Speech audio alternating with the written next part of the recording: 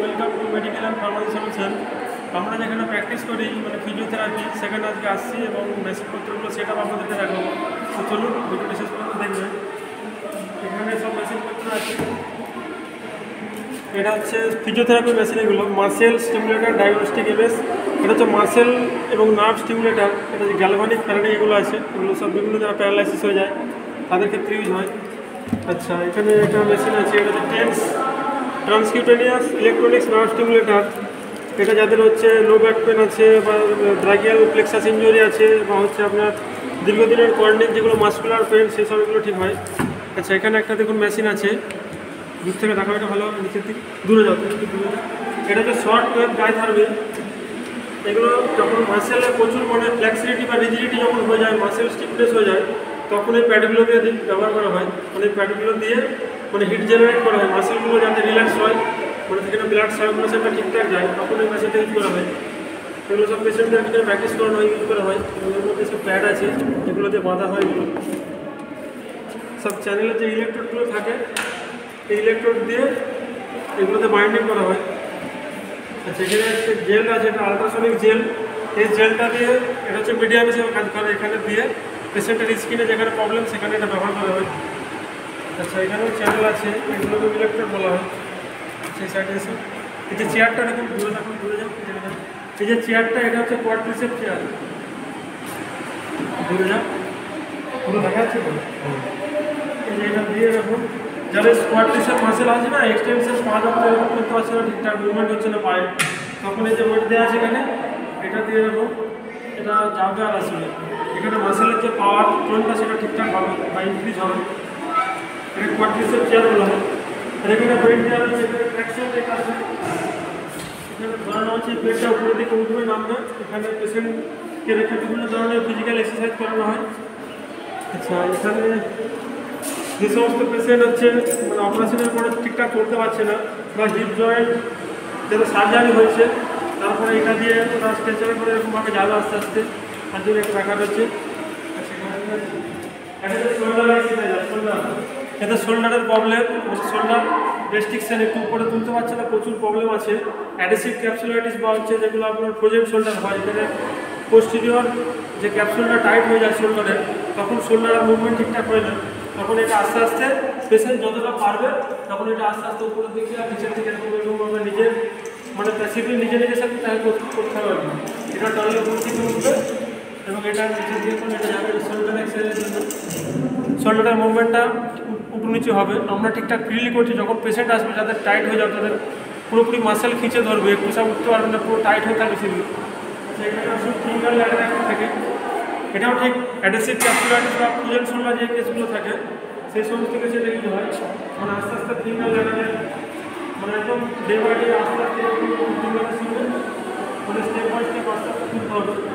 এখানে যে হচ্ছে আপনার শোল্ডার জয়েন্টে আছে, হিউমেরাসের হেড যেখানে আছে, স্ক্যাপুলা বোনের সঙ্গে হেড, হিউমেরাস বোনের সঙ্গে ক্যাপুলার সেই হেডটা যে অ্যাটাচ আছে স্ক্যাপুলা বলে বলেন সকেট জয়েন্ট যেটা, সেই মুভমেন্টটা ঠিকঠাক হয় এখানে, মানে ইজি হয় অসিলেশন দিয়ে। এটা আস্তে আস্তে উপরে উঠলে জয়েন্টটা মোবিলিটি ঠিকঠাক হয়, সার্কুলেশনটা ঠিকঠাক হয় বলে এটা আস্তে আস্তে আস্তে আস্তে ডে বাই ডে আস্তে আস্তে লিখে দিতে হবে। এখানে যে পেশেন্ট প্রবলেম আছে, আচ্ছা এই সাইডটা শোল্ডার এক্সারসাইজ এখানে, এটা হচ্ছে শোল্ডার জয়েন্টের মুভমেন্ট যাদের রেস্ট্রিকশন হয়ে গেছে তাদের জন্য এটা এরকম আস্তে আস্তে আস্তে আস্তে নিজে হবে। পেশেন্ট যতটা পারবে সেরকম এটা আস্তে আস্তে নিয়ে যেতে হবে। এটাও শোল্ডারের জন্য এখানে সমস্ত ফেসিলিটি আছে পেশেন্টের। শোল্ডার জয়েন্টের জন্য এটা হবে, আস্তে আস্তে ধীরে ধীরে উঠবে নামবে, উঠবে নামবে, যেরকম হয়েছে। এবং এটা বাড়ানো কমানো সবই যাবে, উপরে তোলা নামানো সবই যাবে। এখানে স্ক্রু দেওয়া হয়েছে এবং এখানে বিভিন্ন রকম ডায়াগ্রামেটিক প্রেজেন্টেশন আছে। আমাদের যে হিউম্যান অ্যানাটমি আছে তার প্রেজেন্টেশন, এবং নার্ভাস সিস্টেম, ফিজিওলজি, আমাদের যত ফিজিওলজি মানে আপনার রেসপিরেটরি সিস্টেম বলুন, তারপরে কার্ডিওভাস্কুলার সিস্টেম, ডাইজেস্টিভ সিস্টেম, সমস্ত সিস্টেম এখানে পিকচার আছে। এখানে হিউম্যান হয়, এখানে বিভিন্ন ধরনের ব্যায়াম আছে, যোগাসন থেকে শুরু করে ফিজিক্যালি যে ব্যায়ামগুলো করানো হয় সেই ব্যায়ামগুলো এখানে আছে।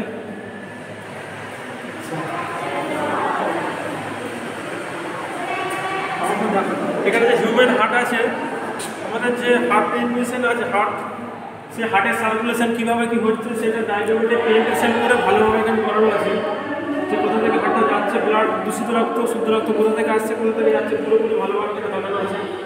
পরিষ্কার এটা কিডনি দেখুন ভালো করে পিকচারগুলো খুব সুন্দরভাবে এখানে বানানো আছে। এটা কিডনি চার্ট রয়েছে, হিউম্যান যে কিডনি আছে কীভাবে নেফ্রন সেখানে ব্লাড কীভাবে সার্কুলেশন হচ্ছে ছাড়ছে, সেখান থেকে ইউরিন আসছে সেগুলো দেখানো আছে ভালোভাবে। এটা হচ্ছে আমাদের ডাইজেস্টিভ সিস্টেম, মানে হজম, আমরা খাবার খেলাম, খাবারের পর কোথায় গেল কোথা থেকে কোথায় গেল, তারপরে যে অপাচ্য অংশের বহিষ্করণ বা সেটা স্টুল হয়ে বা মলাশয় হয়ে চলে যায়, সেটা এখানে পরিষ্কারভাবে দেখানো আছে। ডাইজেস্টিভ সিস্টেম দেখেন, এখানে হিউম্যান স্কেলিটন মানে কঙ্কাল তন্ত্র, আমাদের শরীরের মধ্যে যে কটা হাড় আছে, বোন যেগুলো, কোথায় কি হাড়ের কী কী নাম আছে, যে 206টা হাড় কোন পজিশনে আছে, সেগুলো পুরোপুরি কাউন্টিং করে এখানে দেখানো রয়েছে। এবং আমাদের শরীরে কত ধরনের জয়েন্ট বা সাইনোভিয়াল জয়েন্টগুলো দেখানো আছে ভালোভাবে, দারুণ জিনিস করে। এবং এখানে আমাদের ফিজিওথেরাপির যে মেশিন যেগুলো লাগে, ইলেকট্রনিক্স যে মেশিনারিগুলো লাগে ফিজিওথেরাপি করতে গেলে পেশেন্টের ইলেকট্রনিক স্টিমুলেশনগুলো, সেগুলো হচ্ছে আমাদের এর মধ্যে সব আছে। এটা আইএফটি, ইন্টারভেনশন থেরাপি, এগুলো লো ব্যাক পেন যাদের আছে, মানে দীর্ঘদিন ধরে কর্নিক মানে পিছনের কোমরের যন্ত্রণাতে ভুগছেন, পিঠের যন্ত্রণা, তাদের জন্য একটা খুব ভালো রেজাল্ট হয়। এটা দেখুন আইএফটি, ইন্টারভেনশন থেরাপি আছে এখানে, এটা পেশেন্টদেরকে খুব যত্ন সহকারে দেওয়া হয়। আচ্ছা, এটা হচ্ছে ফিঙ্গার এক্সারসাইজার, দেখুন এটা হচ্ছে ফিঙ্গার এক্সারসাইজার। ধরুন কারণ এখানে কোনো ইনজোর হয়েছে হাতেতে বা গাড়ি থেকে পড়েছে বা কোনো অ্যাক্সিডেন্টাল প্রবলেমেতে ফিঙ্গার ঠিকঠাক কাজ করছে না, তখন এই এক্সারসাইজ বল বা ফিঙ্গার এক্সারসাইজার দিয়ে আমাদের ফিঙ্গারের যে আছে মুভমেন্টগুলো, ইন্টারফ্যালেঞ্জিয়াল জয়েন্ট এবং মেটাকার্পাল যে ফ্যালেঞ্জিয়াল জয়েন্টগুলো আছে, সেই জয়েন্টের মুভমেন্টটা ঠিকঠাক করানো হয়। এটা আমরা ঠিকঠাক ইজিলি করতে পারছি, কিন্তু একটা পেশেন্ট যখন আসবে তখন তার ক্ষেত্রে খুবই কষ্ট হবে এটা করতে। এটা ধীরে ধীরে আস্তে আস্তে মুভমেন্টটা করাতে হবে, যেন পেশেন্টের মুভমেন্টটা ঠিকঠাক হয়। হাতের এখান থেকে ফিঙ্গারের মুভমেন্ট হবে ঠিকঠাক, এবং এখান থেকে ব্র্যাকিয়াল প্লেক্সাস যে আছে, নার্ভগুলো যে আছে, নার্ভগুলো স্টিচিং হবে, মাসেলগুলো স্টিচিং হবে, পুরোপুরি এটা মুভমেন্টটা ঠিকঠাক হবে ফিঙ্গারের ক্ষেত্রে। এগুলো বিভিন্ন ধরনের ওয়েট কাপ আছে, মানে যারা হাতে ওয়েট ঠিকঠাক বইতে পারছে না বা কোনো এখানে সার্জারি হয়েছে শোল্ডারে, প্রবলেম ঠিকঠাক হচ্ছে না, তাহলে ওয়েট কাপ দিয়ে আস্তে আস্তে নামাতে হবে, তাদেরকে তুলতে পারছে। এগুলো বিভিন্ন ধরনের ওয়েট কাপ, ধীরে ধীরে এগুলো বাড়াতে হবে, ওয়েট কমানো বাড়ানো করতে হবে। এবং এখানে বিভিন্ন ধরনের যে ওয়েট কাপ দেওয়া আছে দেখুন, টাইম হবে দেখালে বুঝতে পারবেন। দেখুন এই ওয়েট কাপ, যে ওয়েট আছে এর মধ্যে বিভিন্ন ধরনের ওয়েট কেমিক্যাল দিয়ে ওয়েট করা রয়েছে, মেটেরিয়ালস দিয়ে। এটা বিভিন্ন ধরনের হাতে দিয়ে আস্তে আস্তে হাতটা তুলতে হবে, নামাতে হবে, সিলেক্ট করতে হবে। আচ্ছা, এখানে বিভিন্ন ধরনের ইলেকট্রনিক যে মেশিনারিগুলো আছে, ইলেকট্রনিক যে স্টিমুলেশনগুলো সবগুলো এখানে ম্যাক্সিমামটা আছে। আচ্ছা, এখানে আমাদের একটা ল্যাম্প আছে যা ইনফ্রারেড বলে, ইনফ্রারেড রেডিয়েশন। যে সমস্ত পেশেন্টের ধরুন কোনো back pain, low back pain আছে, সেখানে মাসেলে হিট দেওয়ার প্রয়োজন আছে, সেখানে এটা ইউজ করা হয়। এবং এটা একটু সাইড এফেক্টও আছে, এই জন্য এটা খুব কম ইউজ করা হয়। দেখুন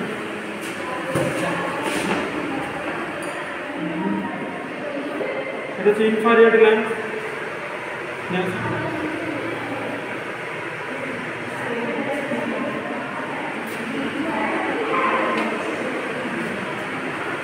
এখান থেকে রেডিয়েশন যাবে, যেখানে পেশেন্টের পেন হবে সেখানে তো দিতে হবে, এবং এটা খুব সাবধানতার সঙ্গে করতে হবে।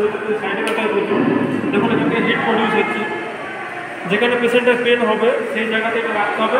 এবং এই যে ল্যাম্প আছে, এই ল্যাম্প থেকে হিট জেনারেট হবে, মানে তাপ যাবে, সেখানে যে মাসেল বা যেখানে হয়েছে সেখানে দিতে হবে। অবশ্যই এখানে চোখে মুখে বা নরম যেখানে ওয়ার্ড, যেখানে আপনার হয়তো কাটা ছিঁড়ে আছে বা খাওয়া আছে, সেই সব জায়গাটা দেওয়া যাবে না। সেরকম মাস্কুলার এরিয়াতে দেখে সেটাকে ইউজ করতে হবে খুব সাবধানের সঙ্গে। এটা প্রচুর হিট জেনারেট হচ্ছে এখান থেকে, প্রচুর হিট, এটা বলে ইনফ্রারেড রেডিয়েশন। সেটা হলো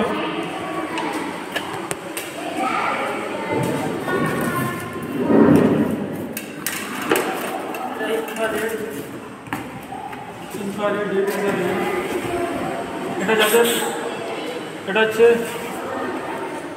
যোগা বল, এটা রেসপিরেশনের মুখ দিয়ে একদিক দিয়ে মুখ নিঃশ্বাস ছাড়বে, নিঃশ্বাস থেকে মুখ দিয়ে এটা রেসপিরেশনটা ঠিকঠাক করতে হবে, যাদের হচ্ছে ফুসফুসের লাংসের যে এক্সারসাইজ, মানে লাংসের যে ভলিউমটা যাতে বেশি অক্সিজেন ক্যাপাসিটি এবং বেশি যে এয়ারটা ঠিকঠাক নিতে পারে, মানে নিঃশ্বাস প্রশ্বাস এক্সপিরেশন এক্সপেলস ইনহেল যেটা ভালো হয় সেটার জন্য এটা ব্যবহার করা হয়। এখানে একটা মেশিন আছে, এটা হচ্ছে আলট্রাসাউন্ড থেরাপি, ইউএসটি বলে যেটাকে, এটা বেশিরভাগ ইউজ করা হয়, লো ব্যাক পেনের ক্ষেত্রে বেশি ইউজ হয় এবং যে কোনো ধরনের মাসেল পেন রিল্যাক্সেশন জন্য এটা ব্যবহার করা হয়ে থাকে।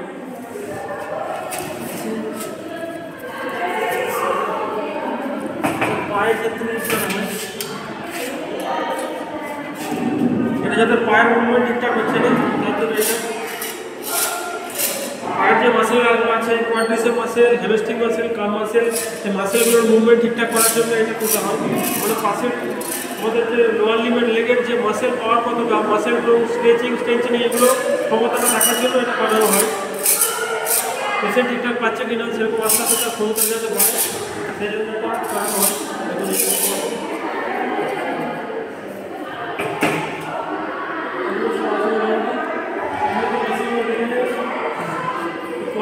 চেয়ার আছে, এখানে বিভিন্ন ধরনের মাসেলগুলো আছে, মাসেল আর স্টিমুলেটার। আচ্ছা, এখান থেকে একটা, এটা হচ্ছে পেন ইলেকট্রোড বলা হয় এটাকে, পেন ইলেকট্রোড। এটা হচ্ছে মাসেল নামে স্টিমুলেশন আছে, যে সমস্ত পেশেন্টের ক্ষেত্রে ফেসিয়াল পেলসি বা হচ্ছে আপনার যে ফেসিয়াল প্যারালাইসিস, মানে মুখের হয়তো এক সাইড প্যারালাইসিস হয়ে গেল বা বেলস পালসি যেটাকে বলে, মানে এক সাইড প্যারালাইসিস হয়ে আছে, মুখ ঠিকঠাক মুভমেন্ট করতে পারছে না, বা এখানে মুখের যে অ্যাঙ্গেল আছে এই সাইড বেঁকে যাচ্ছে এবং মুখের যেখানে যে ভাঁজটা ঠিকঠাক হচ্ছে না, টেনে ধরছে, খাবার খেতে গেলে এক সাইডে বেরিয়ে যাচ্ছে, এক ধারে চোখ টেনে দিচ্ছে, এই সাইডের পুরো মাসেল প্যারালাইসিস হয়ে গেছে, তখন এই পেন ইলেকট্রোড দিয়ে আপনার এই মাসেল যে স্টিমুলেশন আছে, এখানে ব্ল্যাক যে ইলেকট্রোডটা আছে সেটা এখানে দিয়ে, এবং এখানে যে একটা কটন থাকে, মানে যে তুলো হয় সেই তুলোটা দিয়ে জল দিতে হয়, মানে এতে একটু মানে যে মিডিয়াম হিসেবে জলটা কাজ করে, জলটা দিয়ে এখানে যতটা পেশেন্ট নিতে পারে অবশ্যই এখানে গ্যালভানিক ইউজ করতে হবে, দিয়ে এখানে যে মাসেলের যে মোটর পয়েন্টগুলো আছে সেগুলো আস্তে আস্তে দিতে হবে, মোটর পয়েন্টগুলো ইউজ করতে হবে, সেগুলো দিয়ে পেশেন্ট কতটা নিতে পারছে সেটা দেখতে হবে, দেখে ইউজ করতে হবে। এটা পেন ইলেকট্রোড, এটা হচ্ছে বেলস পালসি বা ফেসিয়াল প্যারালাইসিসের ক্ষেত্রে বেশি ইউজ করা হয় এটা, এবং মাসেল নার্ভগুলোকে স্টিমুলেট করে মাসেলে। এবং অবশ্যই যে কোনো ইলেকট্রোড দেওয়ার আগে সেখানে তো অবশ্যই যে জেল ইউজ করতে হবে, কারণ ডাইরেক্ট স্কিনের উপরে এটা দিলে স্কিন বার্ন হওয়ার সম্ভাবনা থাকে, অবশ্যই সেখানে জেল ইউজ করে ব্যবহার করতে হবে এবং আমরা দেখে ব্যবহার করতে হবে।